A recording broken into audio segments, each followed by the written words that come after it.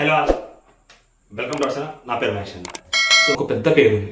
So definitely Bigg Boss team ఆ వ్యక్తిని తీసుకొస్తే అది నిజంగా షాక్ కాదు, mind blowing.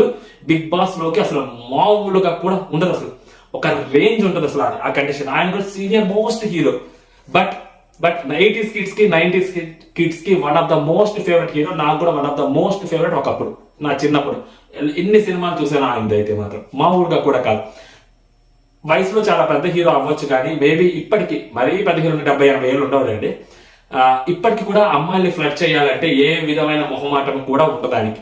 Big boss house లోకి వచ్చి అమ్మాయిల్ని ఫ్లడ్ చేయడంలో సో రిమైనింగ్ అబ్బాయిలు ఏదైతే ఎంటర్ అవుతారో వాళ్ళకంటే ఆయన ఒక అడుగు ముందే ఉంటారు.